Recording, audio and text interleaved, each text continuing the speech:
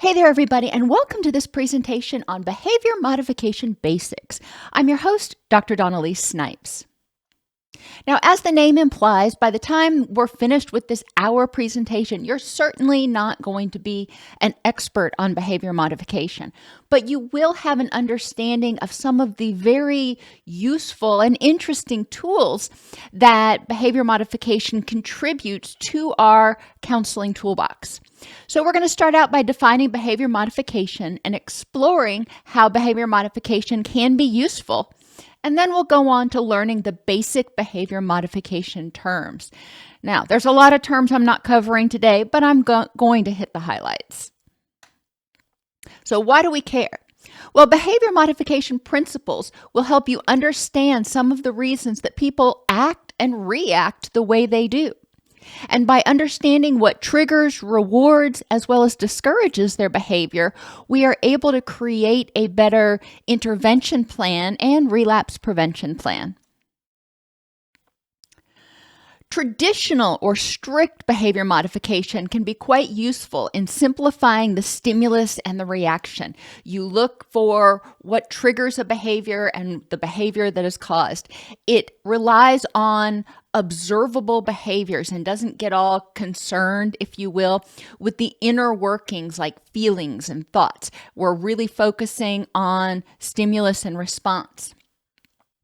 Integrating the cognitive interpretations or labels can help people in identifying and assessing what causes their distress.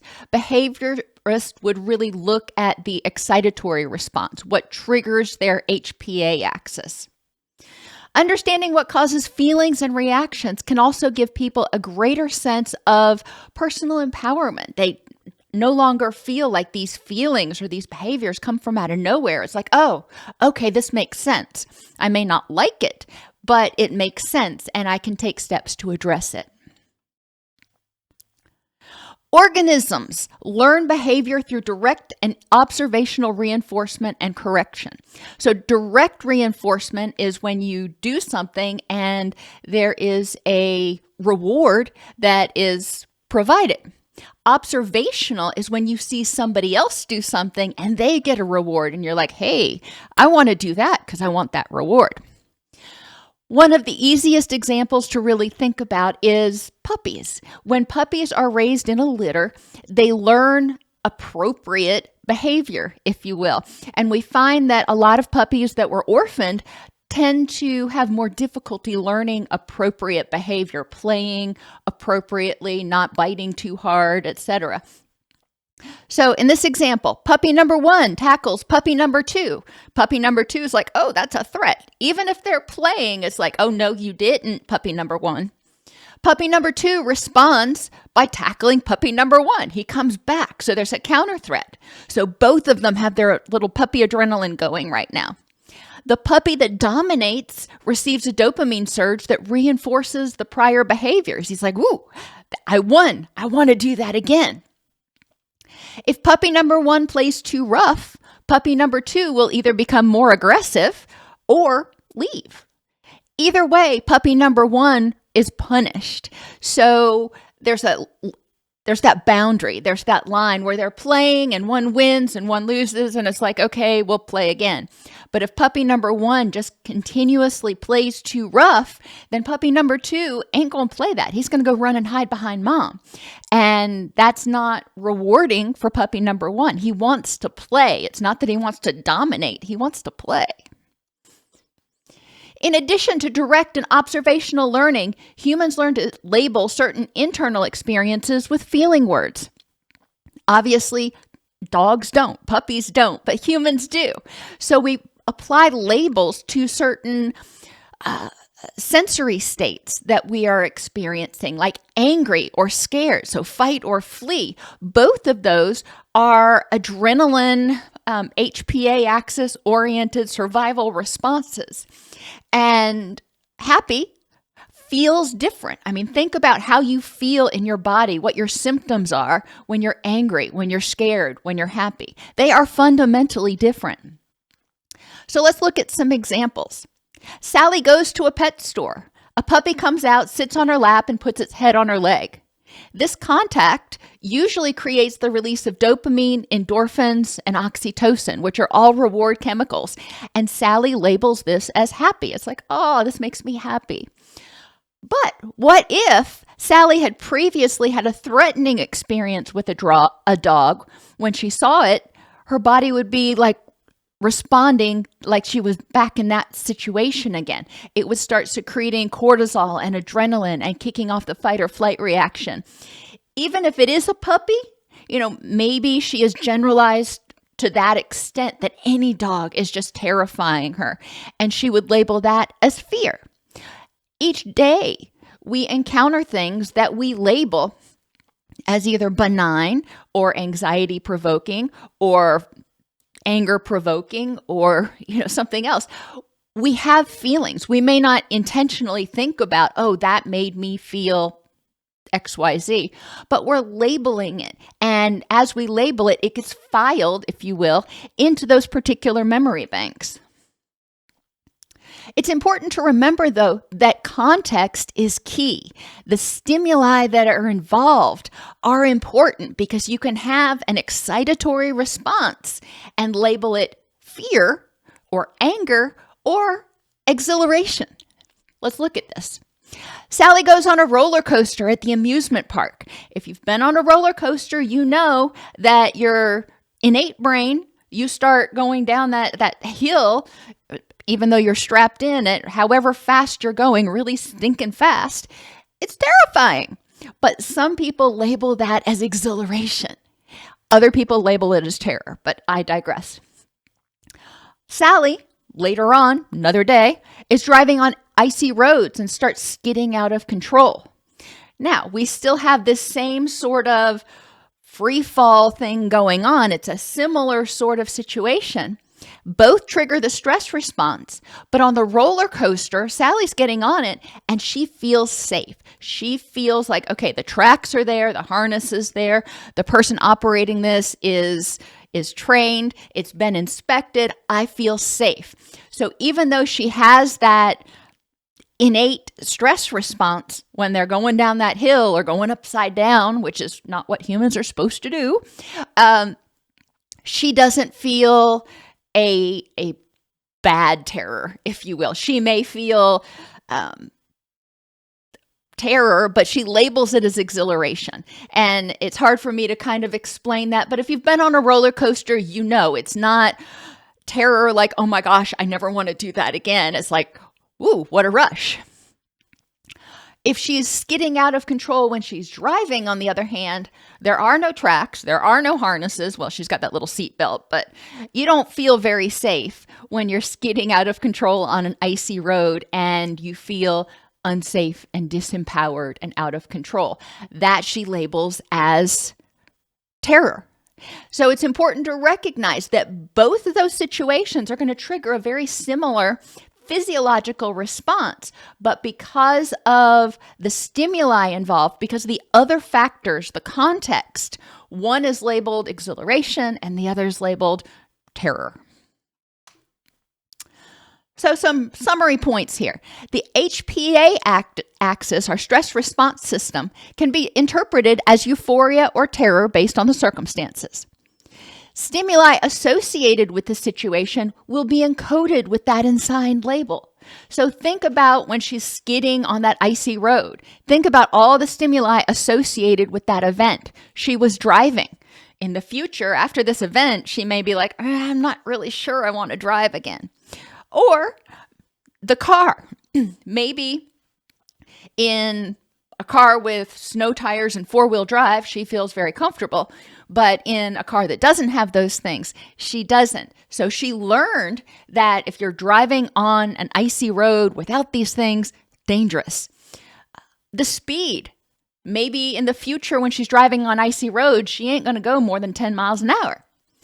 Or the ice. She sees ice and she thinks about having to go out driving on it, and it triggers that anxiety. It triggers that fear.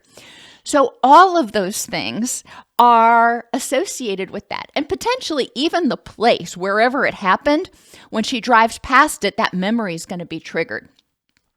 So we do need to recognize that there are a lot of stimuli associated with events, and those stimuli can be present in non-threatening or different situations. You can have ice in other situations where it's not terrifying, but it's important to recognize all of the things that may trigger that memory to come to the forefront and go, Sally, you really don't want to do that again. Okay, so let's talk about some more basic terms. Stimuli and responses can be traced back to survival. The fight, flee, forget, or even repeat. And I know there's other F's in the stress response, but what I want you to recognize is that when we have this response, it triggers a desire to survive. And if whatever we're doing is trying to survive or fighting or fleeing, and it's successful, okay, that'll be rewarded. Wonderful. If what we're doing is positive and it's triggering euphoric emotions, then our brain is also going to say, hey, I want to do that again too. So repeat is what I call the dopamine circuit, where the body says, whatever you just did, it was beneficial, let's do that more. In behaviorism, we also have things called unconditioned stimuli and responses. And these are stimuli and responses that are in our innate brain. They are present since birth. You'll see them in infants who've never had an experience with it, as well as potentially older people. Something that evokes an unconditioned or automatic response, like loud noises, pain, excessive cold or heat, or contact. Now, some of these can be conditioned later in life, so they don't necessarily evoke the same response. But initially, these things like contact, when a child contacts their caregiver, it produces a rewarding sense. The child is often calmed down. The child often feels more safe. Think about children tend to feel better or more secure when they're swaddled. That contact, that sense of security is helpful. If that contact becomes associated with pain, then it's going to evoke a completely different response. But we need to recognize that some things are normal or what shall I say, ingrained in our psyche to elicit certain responses. Loud noises. You hear them and you're probably going to startle and you're probably going to orient towards that loud noise to go, is that a threat? Was that a threat? Now, it may not terrify you, but most people, when they hear a loud noise, are going to be like, wonder what that was. Now, conditioned stimuli are things that in and of themselves have no meaning to a person. If you show it to an infant or a 2-year-old, they're just going to be like, whatever. Yellow lights are examples of that. A child has no use or no understanding of stoplights or driving for that matter. So when they see a yellow light, they have no idea what that means. But as you get older, even if you're not driving, you see when there's a yellow light, whoever's driving, your caregiver, your bus driver, will slow down and come to a stop, hopefully. So that stimulus becomes conditioned. By the time you start driving, you know that yellow light means, hopefully, you're supposed to slow down. And I keep saying hopefully because some people see a yellow light and they gun it, but that's a whole different issue. The conditioned response is the person's reaction to the stimulus that has been rewarded in the past. So if they've seen their caregiver see a yellow light and slow and stop and everybody was safe and that's the thing to do, well, then they're going to do that. If they've seen their caregiver see a yellow light and floor it so they don't have to sit at the red light and it's been successful, then they're more likely to do it. If they've been in an experience where their caregiver has run the yellow light and gotten a ticket or gotten into an accident, then that might punish that behavior and make it less likely to occur. We need to understand that stimuli end up having meanings to them, even if we don't try to assign them. Discriminative stimuli are stimuli that trigger a reaction. They're things that set the occasion. Discriminative stimuli in your environment can tell you you're safe. It can trigger the relaxation response. Other stimuli, stop signs, trigger stopping. Bills. Most of us have a gut response when we see bills, but we also have the response of paying them. If somebody says to you, we need to talk, most of us have a pretty guttural reaction there, because very rarely does something positive happen when somebody says, we need to talk. And then there's particular nonverbals, and I know my mother had some, and I think we all have certain nonverbals that telegraph what we're feeling or what we're thinking or maybe thinking. And those things can set the occasion. They can be conditioned. I learned from a very young age, when my mother had certain looks on her face, I was in deep doo-doo. And I learned that I needed to get it together and prepare for a talk. Other nonverbals, maybe, I know I have a lot of nonverbals. I don't have a good poker face. One reason I don't play poker. But if I've done something wrong, you can read it all over my face. My boss used to say I was an open book, because I'd go into his office and he could see it on my face. He's like, what did you do? And how are you going to fix it? But we need to recognize that those nonverbals can be generalized to other people. So when my husband makes the same face movements, nonverbals that my mother used to make when she was angry, I have that initial guttural response. He may not mean the same thing, but it's important to recognize that we may project based on our past experiences, based on our schema. When we saw that nonverbal, it meant this. So in the present, if we're just on autopilot and we're not considering the context and the time and the person and all that stuff, we see that nonverbal, we assume that it's going to mean the same thing it meant 40 years ago. Which takes us to generalization.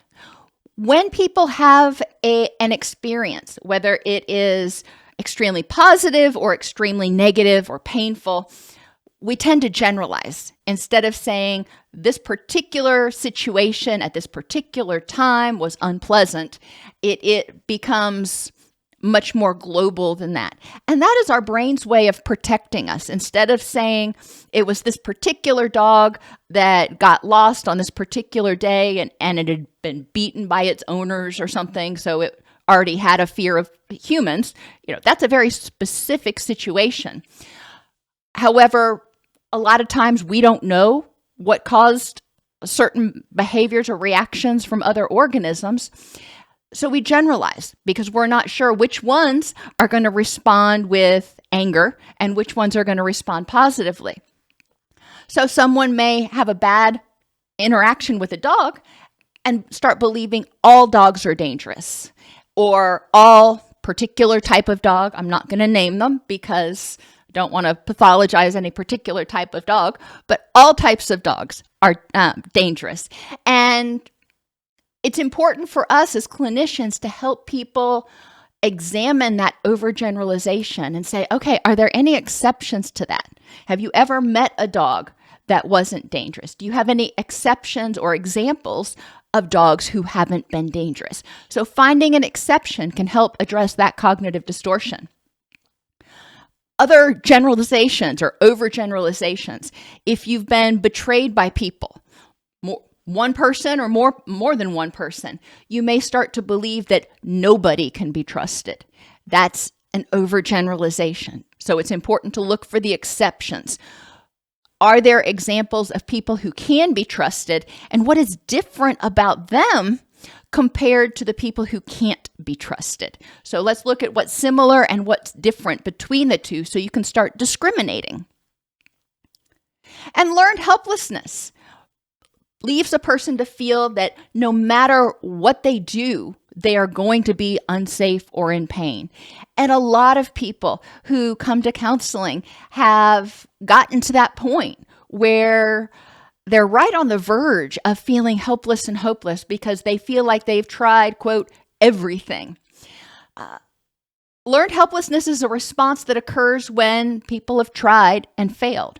And Seligman did an activity or experiment about this, I think it was in the early 70s. And it was a horrible, horrible, awful experiment where he had a dog. And he put the dog in this room with a divider. And when the dog was on one side of the room, or one side of the divider, he would electrify the floor, shock the dog. The dog would jump over and be like, oh, relief. Okay, it's all good. As soon as the dog would start to relax, he'd electrify the other side and shock the dog. The dog would jump back over. Eventually, he kept both sides electrified. So whichever side the dog was on, he couldn't get any relief.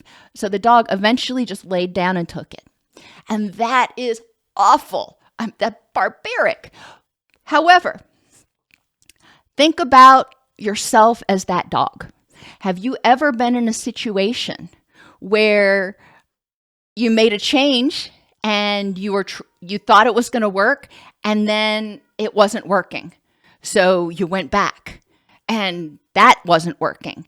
And no matter what you did, it didn't feel like it helped reduce your pain or your distress. So eventually you gave up. You felt powerless to change and you just laid down. Fight or flee or our stress response is part of our survival response. It's very innate. Stimuli that present a threat of pain or death can trigger the excitatory fight or flight response. It's important that we help people recognize when they're in fight or flee, they're not in think about it.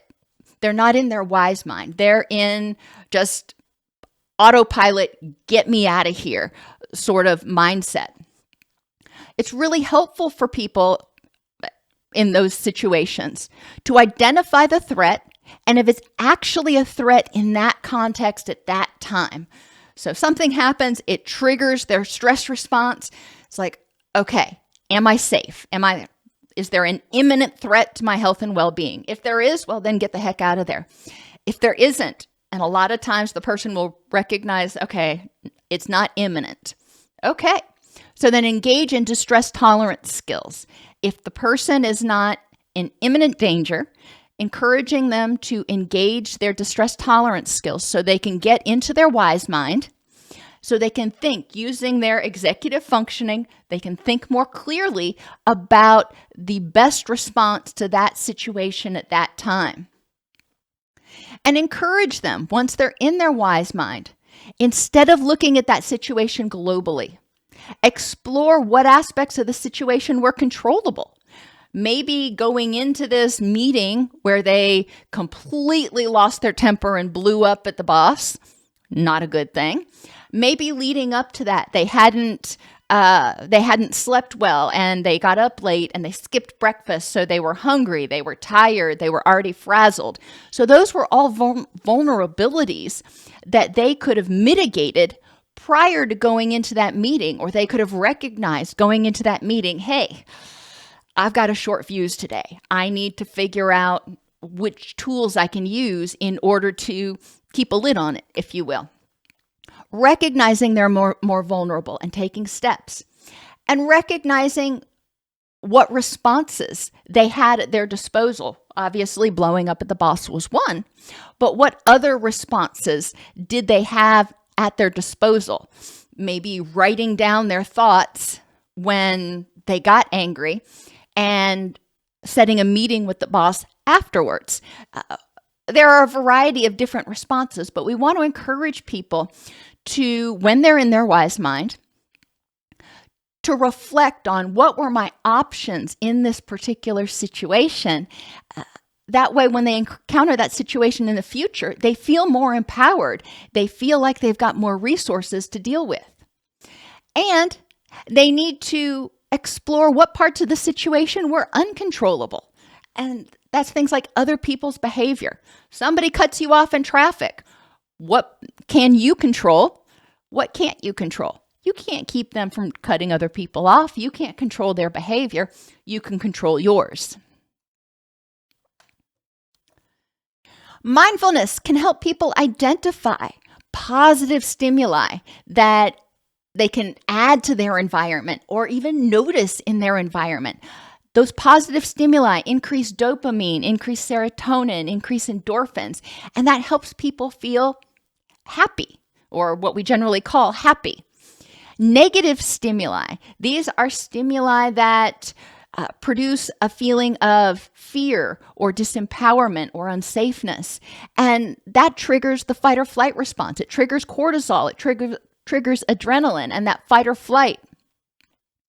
It's important to remember, though, that, and we're going to talk about this when we get to chaining, negative stimuli build up. They are additive.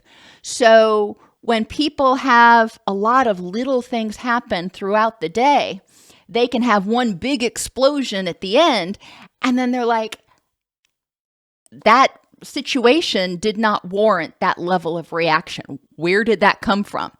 And it was the stress of the entire day building up like a pressure cooker, and then finally the top just blew off. Stimuli that trigger a negative reaction can be reconditioned as neutral or manageable by helping people embrace their dialectics or find the positive with the negative. It's not ignoring the negative necessarily. So a snowy day. I mentioned earlier about driving on icy roads. Had some bad experiences, don't plan to do it here in Tennessee. Thankfully, we don't get snow that often. So when I see snow, it's like, okay, well, I'm housebound for today, or at least until the snow clears off. But I can go play in the snow. I can go watch the birds in the snow. I can take pictures because I love what the snow looks like. Or my favorite, dog hair. We have lots of animals here on the farm. Some animals, they're supposed to be outside, come inside. It gets dirty. And it seems like it's a never-ending battle against dog hair. And that drives me nuts. It drives me nuts to have dusty or not pristinely clean surfaces. But my animals mean the world to me, and I would not want to not have them. They bring so much joy and meaning to my life.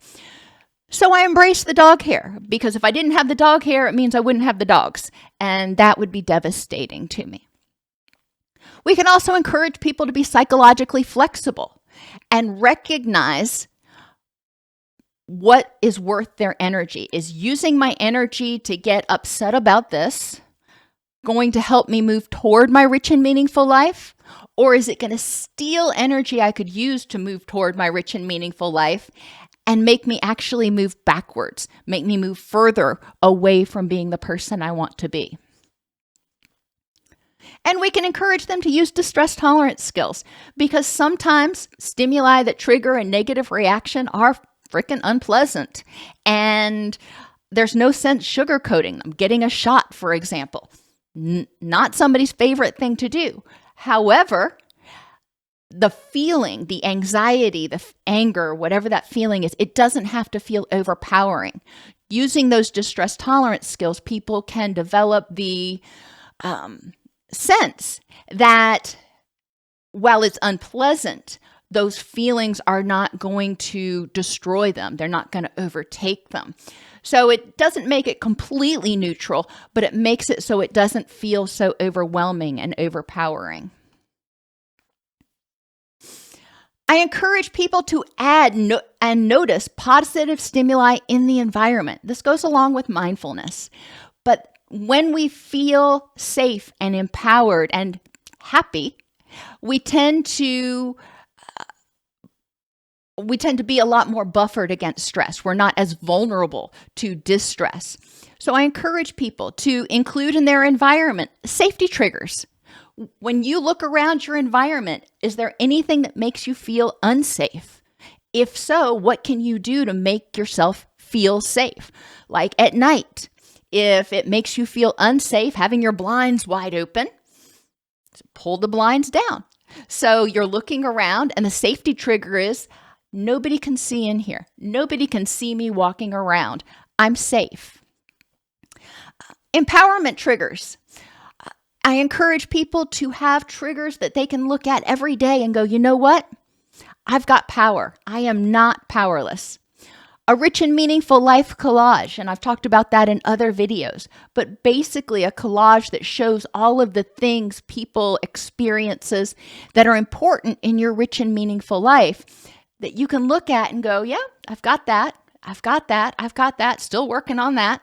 But it helps people balance the distress with the positive. Or something I call a power tree, and it is a modification of the gratitude tree. Instead of making each leaf represent something you're grateful for, having each leaf represent something that you have control or power over. And a lot of times that can help people start feeling safer in their environment. And then just plain old happiness triggers, sights, smells, sounds, and things that you can feel that make you feel happy, that trigger happy memories or that cause that rush of endorphins. Smells for me, honeysuckle, jasmine, pumpkin spice. I know, so cliche, but those are pleasant smells for me. So those trigger happiness. Sights, wildlife, my kids. Sounds, a babbling brook, or I don't know, that's birds singing. There are a lot of different sounds that I could probably think of if I weren't on the spot right now. And then feel. And I have here a crisp autumn breeze. I love the smell and the feel of the breeze, not heavy duty wind, but the breeze in the fall.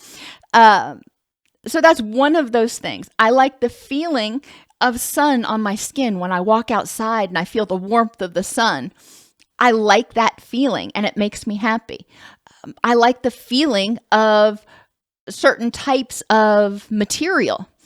So I try to look for those types of material and those textures when I shop for clothing. How can you use discriminative stimuli, things in your environment, to increase your feeling of control and self-efficacy? How can you have clients do the same thing, put stimuli in their environment to remind them that they're safe, that they're empowered, and that they can do this, so they have a can-do attitude? How can you use discriminative stimuli in your environment to increase self-esteem, to remind you that you're lovable? And to decrease angry responses, to remind you to use coping or distress tolerance skills. Maybe it's adding a poster or having something on somebody's mobile device. Something, a lot of times it's helpful if it's a visual stimulus that reminds a person to use particular tools when they are feeling distressed. If you're a caregiver, one of those discriminative stimuli can be a particular nonverbal, like if your child starts becoming extremely angry, if you raise your hand up like this, or number one, or whatever you want to do, that is a stimulus that you can pair to trigger that person to use their distress tolerance skills. New terms. Positive reinforcement. Oh, I get so irritable when I watch TV and they talk about reinforcement and punishment incorrectly, and we'll get there in a second. Positive reinforcement means providing something positive in order to increase the likelihood a behavior will occur again. So think of positive as additive. Examples: touch, giving somebody a hug or a pat on the back. Gifts like food or money, think paycheck. Words of affirmation, just being kind to someone, or at work, giving them a promotion or giving them an award. Acts of service, doing something nice for somebody, something helpful. And then quality time. So positive reinforcement, and I know this is no surprise, can be grounded in the 5 love languages.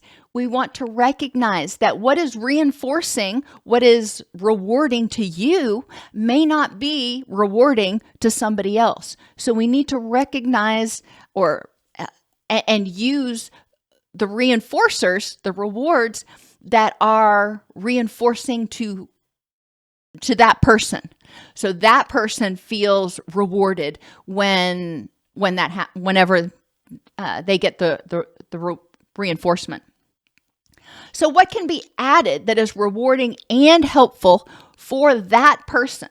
So we need to think about that. I know both of my children were very, very different, and what my daughter found rewarding, my son not so much. So it was important to tailor our rewards, our punishments, etc., to the particular child. Negative reinforcement, and this is the one people misuse so often. Negative reinforcement is still reinforcement. Reinforcement always increases the likelihood of a behavior. Negative, think subtraction. Negative reinforcement removes something unpleasant in order to increase the likelihood a behavior will occur again. So people come to therapy. Why do they do that? Well, theoretically, because they want to reduce nagging and fighting between themselves. So they come to therapy to eliminate that distressful thing. People may comply with their probation and parole requirements in order to get restitution or additional charges dropped. So if they do this, then we'll take away this other punishment. Or for children, very simply, you can leave the table and go back to playing once your vegetables are eaten. So you can remove that unpleasant thing of having to sit at the table with the family once your vegetables are eaten. So for negative reinforcement, what can be eliminated for that person that they would consider rewarding and helpful? What is it that we can take away? If you get all A's on your report card, then you don't have to do your chores for a month. There are a lot of different ways we can motivate people through positive or negative reinforcement. And generally, that's preferred to punishment. Generally, we want to reward, reinforce, redirect to positive alternative behaviors instead of just trying to eliminate a behavior. Which takes us to positive punishment. Remember, positive means additive. So you're adding a punishment. You add something negative to decrease the likelihood that the behavior will reoccur. In substance abuse treatment, antabuse. If somebody takes antabuse when they drink, it increases the likelihood they are going to get stinking sick. And that unpleasant feeling keeps them from wanting to drink again. If children misbehave, a positive punishment is additional chores. All right, you acted out at the store with my son. It was always going out. We've always lived on a farm, going out and picking up sticks that have fallen so the mower doesn't run over them and mess up the mower blade. And my son hated that. So that was a great positive punishment for him and usually was pretty effective. Additional sessions. If somebody's in court-ordered treatment and they are not participating actively, then you may add additional sessions to their treatment plan in order to ensure the proper treatment outcome. And then another one that I personally don't like, but I know a lot of people do use, is rubber band snaps. When somebody is having ruminations or when they are having thoughts of self-harm, for example, they may snap a rubber band on their wrist, and that is unpleasant. One of the reasons I don't like it is because it's really hard for us to intentionally cause harm to ourselves. So people often don't snap that rubber band with enough fervor to really have a strong effect. I also don't like it because I just don't like causing injury, causing extreme pain. So, but that's my personal preference. Some people really like that particular intervention. So think about if somebody is making a mistake, if somebody is doing something you don't want them to do, or if they're doing something that they don't want to do, what can they add that would be considered unpleasant enough that they would think twice before engaging in the behavior? For example, if they do something that they don't want to do, they engage in a habit they don't want to engage in, and they recognize it, then they have to stop and do 100 push-ups. That's pretty unpleasant.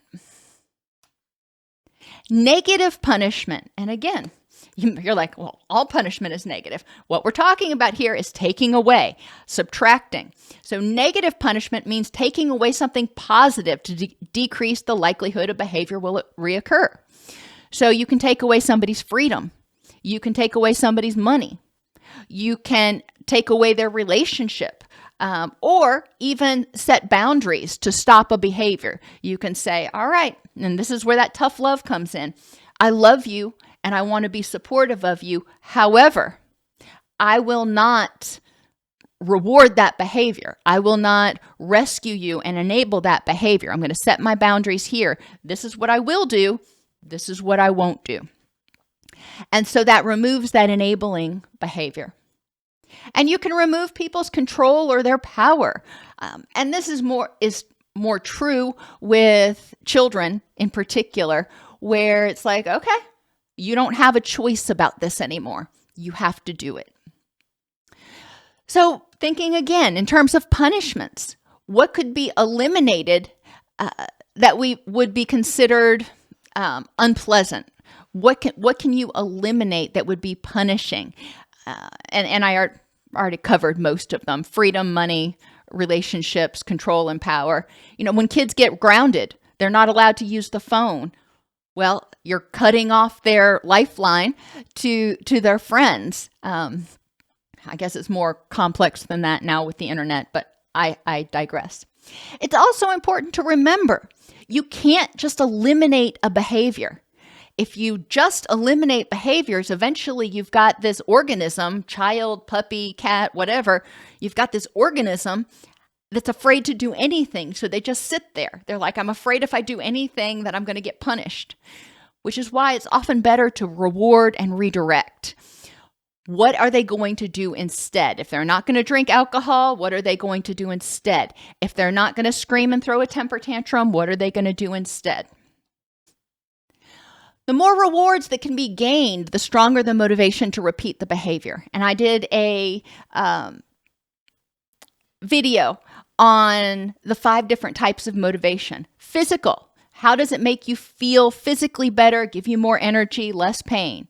Affectively. How does it make you feel better emotionally? Mentally. How does it make you feel better cognitively, help you make better decisions? Environmentally. How does it improve whatever you're getting ready to do? How does it improve your environment? How will it make it a calmer, more relaxing, more peaceful place to be?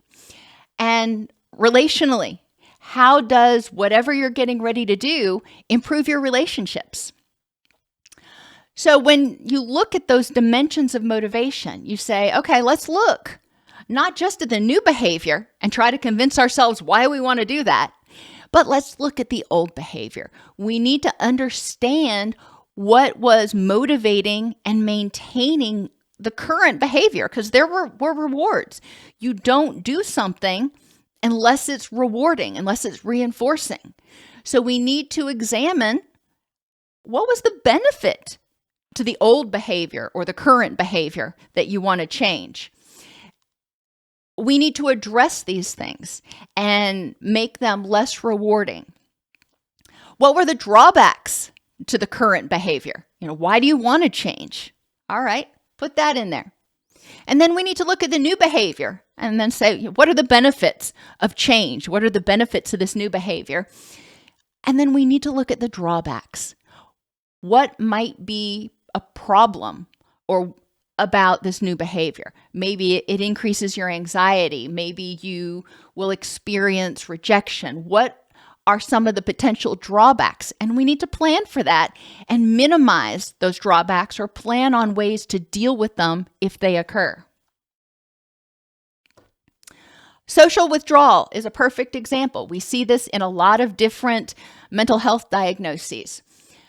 Social withdrawal is rewarding mainly due to negative reinforcement. It eliminates the unpleasant. It eliminates the extra stress of having to be around people and try to read them and interpret what's going on. If I don't engage with other people, if I withdraw, then I'm not going to disappoint anybody. I'm not going to be rejected. Gives me more time with my cats, and I'm not going to burden anybody else. So these are the behaviors to social, these are the benefits to social withdrawal. The drawbacks, well, when I'm socially withdrawn, I do feel isolated, but that feeling of isolation is not nearly as powerful as the fear of rejection and the anxiety that goes along with being around other people. So then we move over to this new behavior. Okay, so maybe I want to get over the social withdrawal and start developing social supports. Ooh, that would feel, we'll just go to the drawbacks first. That may feel really terrifying. I'm afraid I'll feel needy.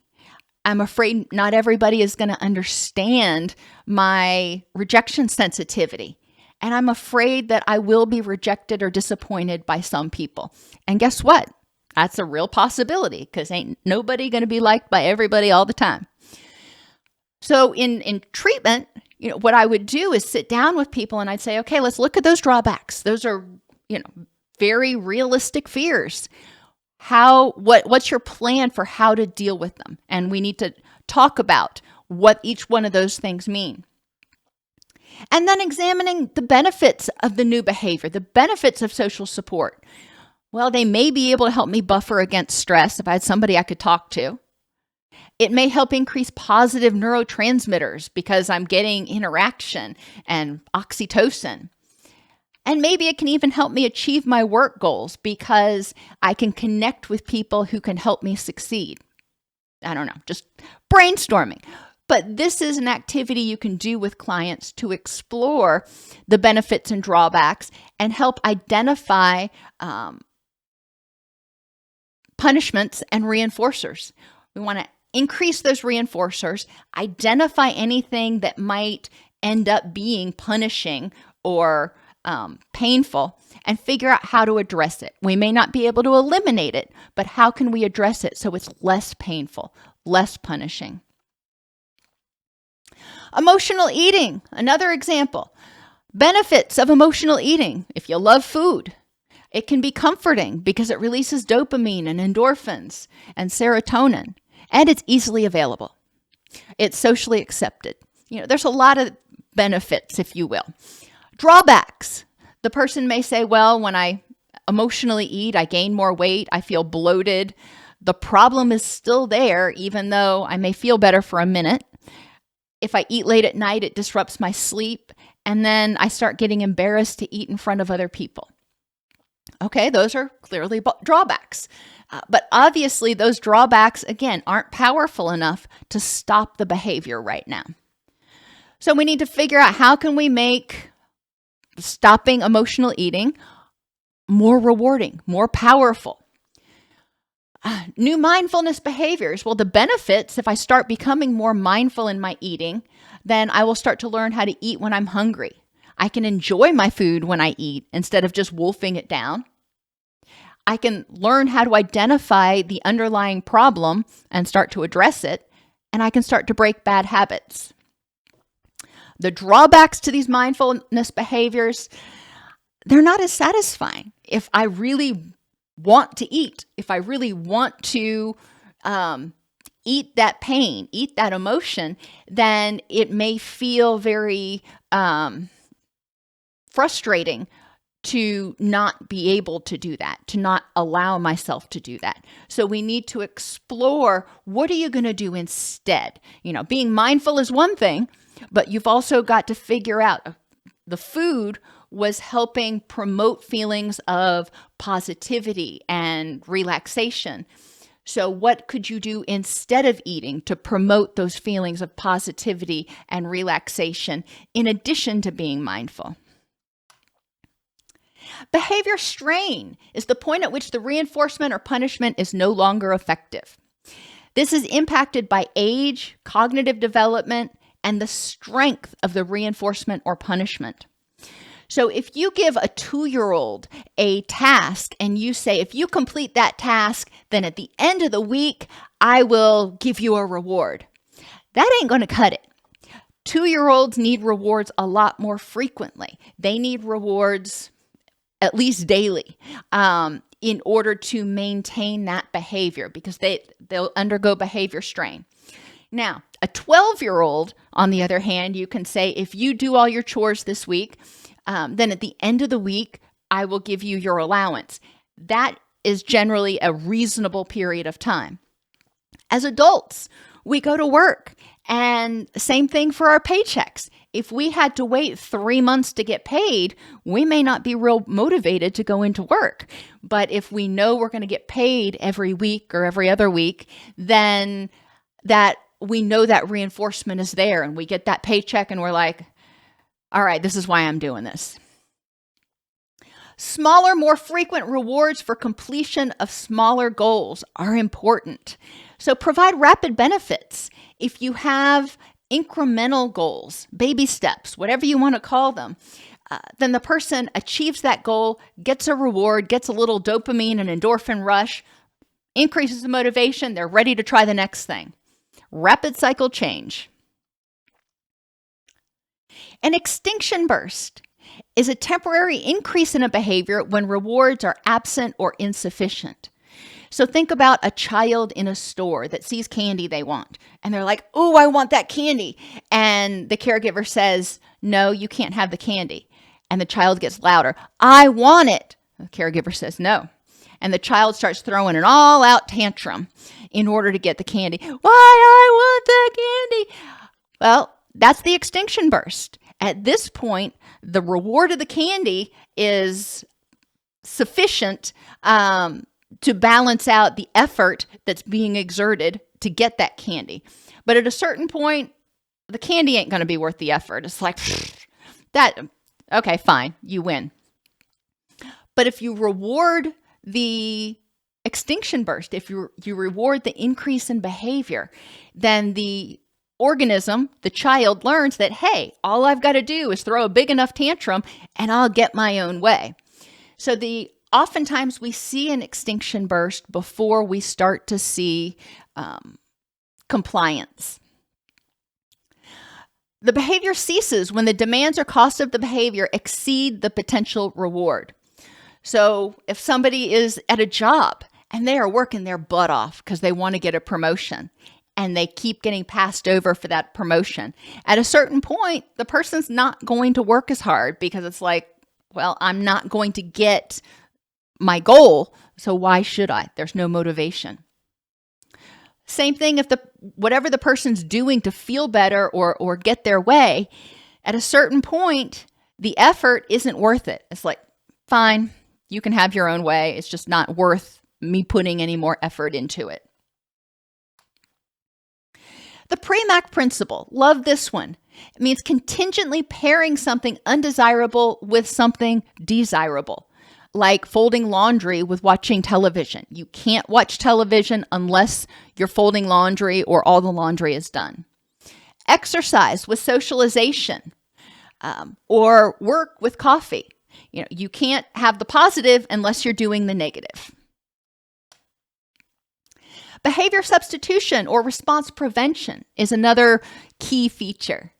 If somebody is, for example, mindlessly eating, one of the interventions can be to help them do something that is incompatible with mindless eating. So if they tend to snack and munch while they're cooking or preparing food, encouraging them to chew gum, because you're generally not going to eat and chew gum at the same time. That's kind of nasty. Or if they tend to eat while they watch television, that may be one of those things where they need something to do with their hands. They can crochet, they can do a crossword puzzle, they can play a video game, whatever it is that may keep their hands busy. They can pet their cat. Smoking is another example. Keeping the cigarettes out of the house so it's harder to access. They can't just roll over to their bedside table and grab that pack of cigarettes as soon as they wake up. It's out in the car. So they've actually got to get dressed and go outside and get it out of the car if they want the cigarette that bad. And then again, chewing gum. A lot of people are not going to chew gum and smoke at the same time. So that can also be an incompatible response. Chaining. Linehan talks a lot about chaining, and I think it's important to think about. And chaining is a cascade effect leading to a behavior. Backward chaining occurs after an event, and you scratch your head and you're like, wow, how did I get here? After somebody relapses, for example. Backward chaining to look at what led up to this. It didn't come from out of the blue. What led up to this that you were not mindful of? That way people can learn and they can become more mindful and it doesn't sneak up on them again. Forward chaining is similar, but it asks, how can I get there? I'm here. I know I want to be there. So what steps do I need to take in order to get there? Behavior, stimuli, reinforcements, and punishments all can combine to lead up to a positive or negative result. So can lead up to a positive goal or removing something. Chaining to understand responses. So in example number 1, car problems. You sleep well, having a great day, you get up on time, you get ready for work, you eat breakfast, start driving to work, and the car breaks down. You get irritated. It's like, oh, crap. And you call for assistance. Okay, it's a Tuesday. Or the same example, but this time you didn't sleep well, you got up late, you got ready for work, you started eating breakfast, spilled coffee on your shirt, you had to change, now you're running late, you start driving to work and the car breaks down. Now you're already like wound up before the car even breaks down and you dysregulate. You get infuriated and can't think straight, can't figure out, okay, how do I solve this problem now? Example number 2, a panic attack. Again, you didn't sleep well, you got up, you drank 2 cups of coffee, you got stuck in traffic driving to work, now you're going to be late, have a panic attack. So all of those things added up. Any one of those things independently may not have caused the problem, but all of those things together added up to triggering a panic attack. Or example 3, habit, things on autopilot, like making coffee in the morning. Do you really think about it? When you get up in the morning, you roll out of bed, you're like, okay, well, should I make coffee? Or do you just kind of stagger into the kitchen and make it? That's a habit. So you want to look at what could you do to interrupt that behavior between the time you wake up in the morning and the time you make coffee to actually start thinking mindfully about what do you want to do? Smoking is another one. And smoking is not just a habit. I'm not saying that. But there is a habitual component in that. I know my mother was a heavy smoker, and she used to do that. She'd wake up, alarm would go off, she'd turn it off, she'd grab her cigarettes and light up. That's just, she didn't think. She just acted. And putting space between waking up and those cigarettes. She started putting the cigarettes in the kitchen. She started cutting back on how quickly she lit up her first cigarette of the day. And then eating when you get home, while watching television, in the car. A lot of different environments can become associated with, stimuli can be associated with eating. And so it may be important to evaluate what things triggered my desire to eat, and then try to address those triggers by either reconditioning them or eliminating them. We can train to learn new behaviors, like a mouse. and lots of experiments with mice.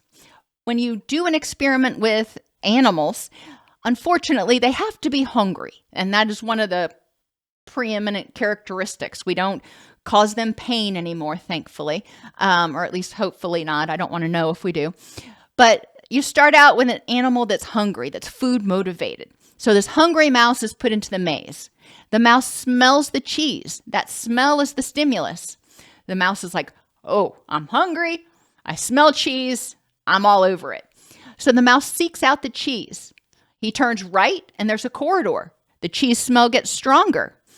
That's rewarding where he's going. He's like, okay, it's stronger. That means I'm getting closer. I'm going to keep doing this. Moves toward the smell. And he keeps repeating this process until he gets the cheese. That's the big reward. And that pretty much guarantees that if you put him in that maze again, he's going to start looking for that cheese. But what if 4 out of 5 times that mouse was, when he was in the maze, 4 out of 5 times he turned left, he ran into a wall? Well, what do you think is going to happen? You're probably going to end up with a mouse that refuses to turn left. He's going to turn right and turn right again and turn right again, looking for that cheese. And we need to recognize that when people have tried therapy multiple times, for example, and it's failed, then they may not be motivated to try again. They may turn in a different direction because they're like, every time I turn towards therapy, it doesn't work. So we do need to recognize the motivations for behaviors and the reasons people may resist certain behaviors. Shaping means rewarding the successive approximations of the target behavior, punishing or ignoring non-target behaviors, and ignoring if negative attention is better than no attention. So it's important to remember when we're shaping behaviors, we don't want to reward the inappropriate behavior. We want to only reward the target behavior. So if somebody engages in the inappropriate behavior, we want to ignore that instead of providing it attention, because again, negative attention is often better than no attention. When you shape, you want to solidify gains and then increase the challenge. So think about tying your shoes. When you're teaching a child how to tie their shoes, initially you just want them to watch. And if they watch, it's like, great, wonderful, thank you for watching. And then you want them to try to do it. And if they can get the laces crossed, that's a start. All right, good job. So we're rewarding that. And then we may have to take over. Then the next time we want them to cross the laces and tuck it under and tie it. Okay, we reward that. Once they're able to regularly do that successfully, we say, okay, now what is the next thing?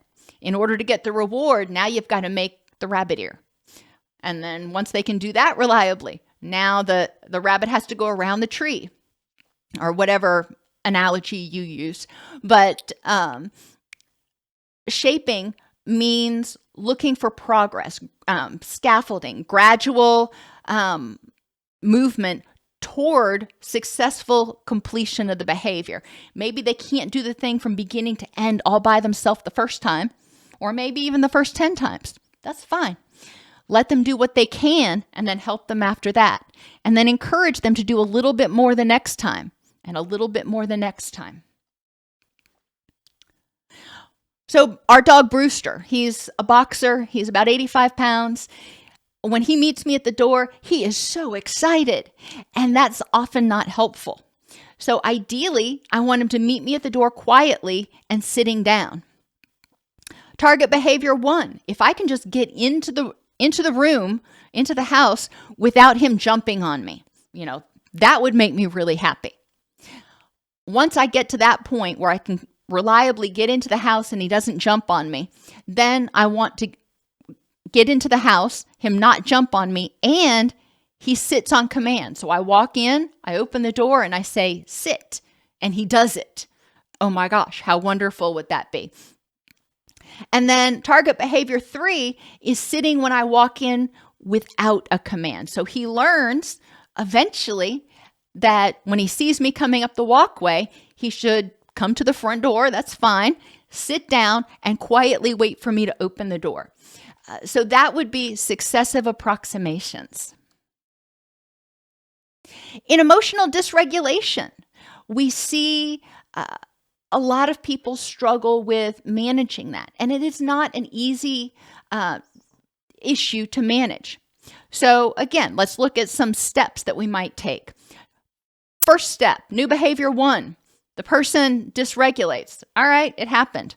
Later, once they get into their wise mind, recognize the behavior, what happened, reflect on the causes, the vulnerabilities, the triggers, and explore that using chaining. What happened, what stimuli were in the environment, what happened leading up to this dysregulation. Help them understand where that came from.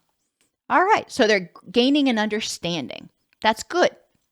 New behavior 2, once they start to really recognize when they're dysregulating and when they might be prone to dysregulate, encourage them to recognize the behavior in the moment, use distress tolerance skills. Once they get into their wise minding, reflect on the causes. So now, instead of waiting until sometime later, we're encouraging them to recognize the behavior and take action. And new behavior 3, begin practicing mindfulness, noticing and responding to vulnerabilities that may make you more likely to dysregulate. So now we're not just reacting after we dysregulate, we are trying to prevent dysregulation. So we're gradually building new skills. And cutting behavior, and this is oversimplified for time. Target behavior 1, harm reduction. We don't want people engaging in self-harm. So we look at giving them ice cubes to hold. Those are not pleasant, but it serves a similar purpose. Or an ink pen. I've had success with that, where a person has been able to use an ink pen to draw on themselves. They're not actually breaking the skin. They're not actually causing physical harm to themselves. Target behavior number 2, once they are reliably not injuring themselves, finding an alternate self-soothing behavior, not a replacement. So something more productive or more proactive than the ice cube or the ink pen. What can you do to self-soothe, to help you feel better? People with addiction or mood disorders may benefit from reconditioning stimuli, recognizing that it's not actually a threat in this context at this time, and or it's more harmful than helpful in this context at this time. So sometimes things we want to recondition, it's things people are doing, like drinking alcohol, and they recognize, you know what, maybe that's not all it's cracked up to be. We can help people relabel the state, become more mindful, and recognize the state instead of eating in response to stress, in response to boredom, in response to being tired. Before they eat, being able to recognize and relabel the states and say, okay, am I hungry? Yes or no? And if no, then what am I feeling? Unhooking, recognizing that the stimulus X is causing them to have a feeling, but that doesn't mean that it is fact. So examining, is this feeling accurate in this context at this time? I'm feeling anxious. So is it accurate to say that there is a threat to me in this context at this time? And behavior substitution. Remember, we definitely want to replace behaviors, not just eliminate them. So if somebody is not going to smoke or eat or drink or yell, what are they going to do instead? Relapse may be the result of behavior strain. Either the goal takes too long to achieve before they get a reward, or the goal doesn't have successive approximations or baby steps. It's just too overwhelming. Or the new rewards aren't sufficiently rewarding for that person. It's like these days, giving a kid a quarter for allowance. They'd look at you like you lost your mind. You may have relapse as a failure to recognize all related stimuli. You're focusing on a single moment in context instead of looking backward chaining and looking up at what led up to it, or focusing on only a certain set of stimuli instead of everything else. If you eliminate a behavior, you must replace it with at least one, but preferably 3 new ones. People are motivated for rewards and to avoid punishment. Decisional balance exercises can help people make new behaviors rewarding and old behaviors, well, less rewarding. We have to remember, though, that reinforcers must be rewarding to the person, not what's rewarding to you, but what they find to be rewarding in order to be effective.